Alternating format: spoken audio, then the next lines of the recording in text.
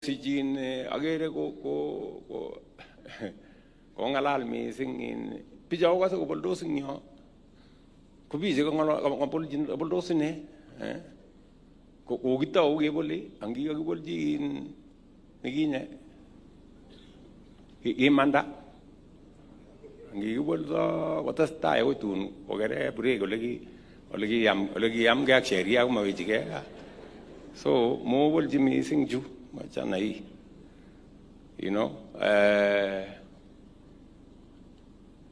mimi ninajua ya kwamba nimepatiwa kazi na wananchi wa taifa la Kenya, na hiyo kazi nimepatiwa, najua mtihani ni 2027, na hiyo mtihani ya 2027 sipangi kuanguka hiyo mtihani.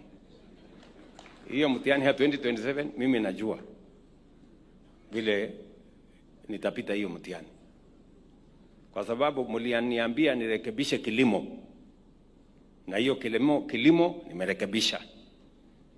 Chai inalipa beta, kahawa inalipa beta, fertilizer nimeteremsha chini, maziwa inalipa beta.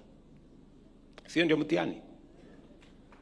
Mliniambia niunganishe stima. In 5 years tutakuwa tumeunganisha 1.2 million people. Mliniambia nirekebishe elimu. Elimu nimenyorosha CBC, nimeajiri walimu 76,000, niko na funding model mpya ambaye imeokoa ma university karibu 23 ilikuwa imecollapse. Hiyo program inaendelea mzuri. Tulikubaliana na nyinyi mambo ya kupanga ajira ya vijana.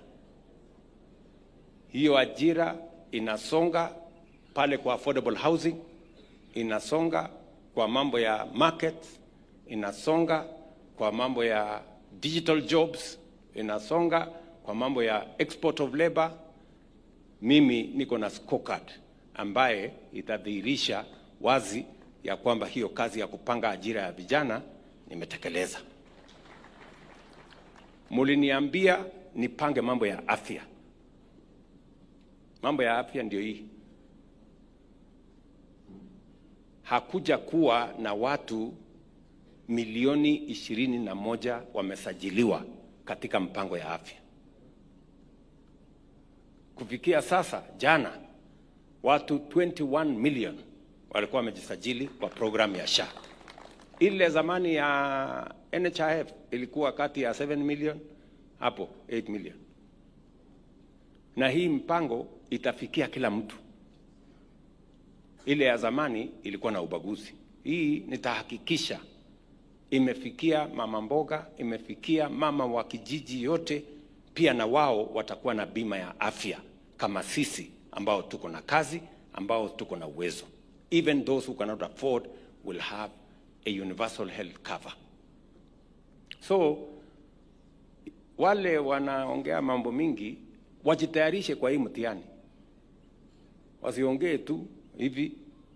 They must have a plan, and that plan must be better than mine. Lakini kama ni kuongea tu hii kelele, watazama asubuhi na mapema.